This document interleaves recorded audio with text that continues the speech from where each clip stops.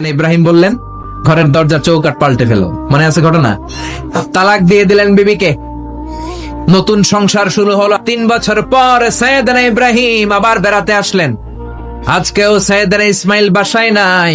সৈয়দনা ইব্রাহিম সালাম দিলেন, আসসালামু আলাইক।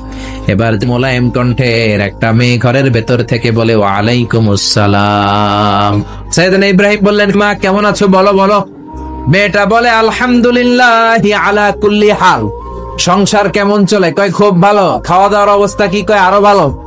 এবার মেয়েটা বলে, কে আপনি? রৌদ্রের মধ্যে দাঁড়িয়ে দাঁড়িয়ে কথা বলেন, কেউ তো কোনোদিন আমাদের খোঁজ নিতে আসে না, কে আপনি? ঘরে আসেন। সৈয়দনা ইব্রাহিম বলে, না, আমার পরিচয় দিব না, ঘরেও আসবো না। মেয়েটা বলে, আপনি যদি ঘরে না আসেন আমি কিন্তু রাগ করব। জোর করে ঘরে নিলেন, শরবত খাওয়ালেন, খেজুর খাওয়ালেন, রুটি খাওয়ালেন, মাংস খাওয়ালেন। সৈয়দনা ইব্রাহিম মাথায় হাত বুলিয়ে দিয়ে দোয়া করলেন আর বললেন, তোমার স্বামী যখন বন থেকে ফিরে আসবে তোমার স্বামীর একটা সালাম দিবা, বলবা ঘরের দরজার নতুন চৌকাঠ যেন জীবনেও না পাল্টায়। চলে গেলেন। ইসমাইল আসলেন। বিবি বলল, মুরব্বী লোক আসছিল।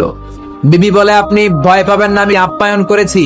তিনিও খুশি হয়ে আমার মাথায় হাত বুলিয়ে দোয়া করে দিয়েছেন আর বলেছেন, ঘরের দরজার নতুন চৌকাঠ যেন জীবনেও আপনি না পাল্টান। সুবহানাল্লাহ।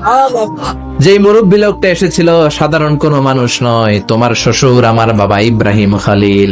আমার বাবা বলেছেন, তোমার যেন কোনোদিন তালাক না দেই, তোমার যেন ছেড়ে না দেই।